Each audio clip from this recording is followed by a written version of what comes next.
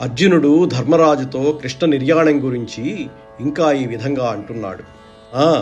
రాకపోకల సందర్భంలో చేతులు చాచి విజయ, ధనుంజయ, కపిధ్వజ, పాల్గుణ, పార్థ, పాండునందన, కిరీటి, సవ్యసాచి, అర్జున అని ఎంత ఆప్యాయంగా పిలిచేవాడో కదా.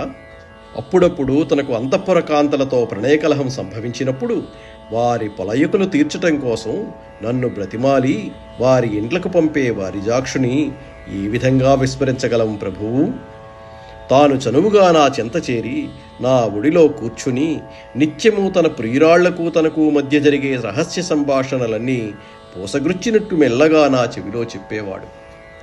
అటమటమయ్యే నా భజనమంతయు భూవరా, నేడు సుడుమా ఇటువలే గారవించు జగదీశుడు కృష్ణుడు లేని పిమ్మటన్ పటుతర దేహలోభమునన్ ప్రాణములున్నవి వెంటబోక నే కటకట పూర్వజన్మమున కర్మములెట్టివి చేసినాడనో.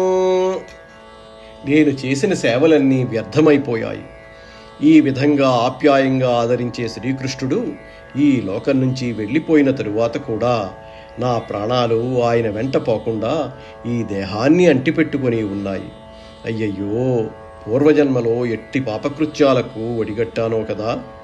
ఆ మహానుభావుడు తనువు చాలించిన అనంతరం ఆయన అంతఃపుర కాంతలను 16,000 మందిని వెంట పెట్టుకుని వస్తూ ఉండగా అరణ్య మధ్యంలో మదోన్మత్తులైన కిరాతులు చుట్టుముట్టి పట్టుకున్నారు. వారి బారి నుంచి ఆ నారీమణులను కాపాడలేక ఆడుదానివలే విస్తుపోయి కళ్ళప్పగించి చూస్తూ ఊరుకుండిపోయాను. ఆత్మేశ్వరుడైన ఆ శ్రీహరి లేకపోయినందువల్ల ఆ రథంపై ఉన్న నేను, ఆ గుర్రాలు, ఆ విల్లు, శత్రు సంహారకాలైన ఆ శరసమూహాలు అన్నీ బూడిదలో పోసిన నెయ్యిలాగా, మాయావి యందు ప్రయోగించిన మాయలాగా, ఊషరక్షేత్రంలో చల్లిన విత్తనాల్లాగా క్షణకాలంలో నిరుపయోగాలైపోయాయి. ఓ ధరణీ వల్లభా, ఇంతకుముందు మీరు పేర్కొన్న యాదవ వీరులంతా విధి వైపరీత్యం వల్ల ముని శాపోపహతులై వారందరూ మద్యపానం చేసిన మత్తులో మైమరచి ఆగ్రహావేశంతో ద్వేష రోషాలతో కన్ను మిన్ను కానక తమలో తాము పోరాడుకున్నారు. ముష్టిఘాతాలతో పరస్పరం కొట్టుకొని ప్రాణాలు పోగొట్టుకున్నారు. పోయినవారు పోగా 4-5 మాత్రం ఎలాగో బ్రతికి బయటపడ్డారు. ఆశ్రితవత్సల, సర్వభూతాంతర్యామి ఆయన ప్రాణులకు సృష్టి, స్థితి, సంహారాలు తోటి ప్రాణుల వల్లనే సంభవింపజేస్తూ ఉంటాడు. బలవంతములైన పెద్ద చేపలు బలవంతంగా బలహీనమైన చిన్న చేపలను మింగుతూ ఉంటాయి. అదేవిధంగా బలవంతులైన యదువీరులు నిర్దయులై నిష్కారణ కోపావేశాలతో బలహీనులైన తమ తోడి యాదవులనే రూపుమాపారు.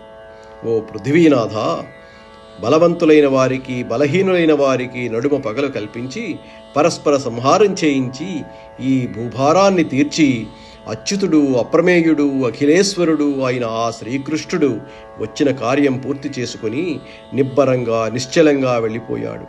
ఇంకా ఏమి చెప్పేది? ఆ సర్వేశ్వరుని సంకల్పం ప్రకారం జరిగిపోయింది.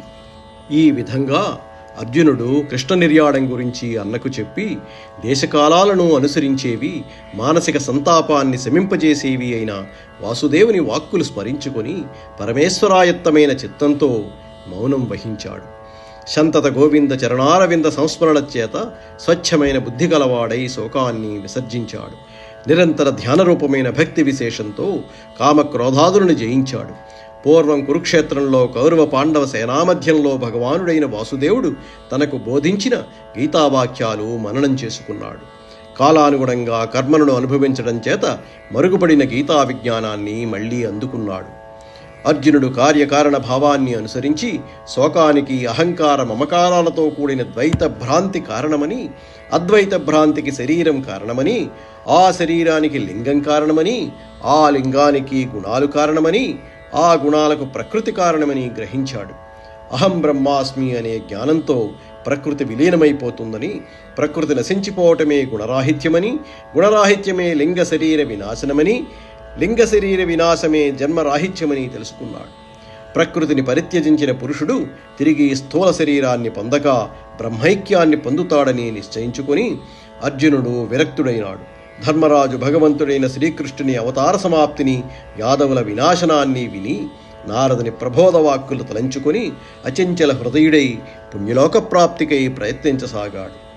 యాదవుల మరణము, మాధవుని నిర్యాణము ఆలకించిన కుంతీదేవి నిర్మలమైన భక్తితో హరిచరణ సంస్మరణంలో ఆసక్తురాలై ప్రశాంతంగా శరీరాన్ని పరిత్యజించింది. పరమేశ్వరుడు యాదవ శరీరం ధరించి జగత్కంటకాలైన పరుల శరీరాలను అంతమొందించి తన శరీరాన్ని వదిలిపెట్టాడు. పరమేశ్వరునికి సంహార విషయంలో స్వపర దేహాలనే భేదం లేదు, రెండూ సమానమే. స్వస్వర రూపంతో ప్రవర్తిస్తూ అన్యరూపాలు పెక్కులు ధరించి మళ్లీ స్వస్వరూపాన్ని పొందే నటునిలాగా విచిత్ర లీలావిలాసుడైన వైకుంఠవాసుడు మత్స్య కూర్మాది అవతారాలు ధరిస్తూ పరిహరిస్తూ ఉంటాడు. శ్రీమన్నారాయణుడు లీలామానుష రూపాన్ని దాల్చి ఏనాడు అవతార సమాప్తి గావించాడో ఆనాడే అమంగళదాయకమైన కలియుగం ఆరంభమైంది.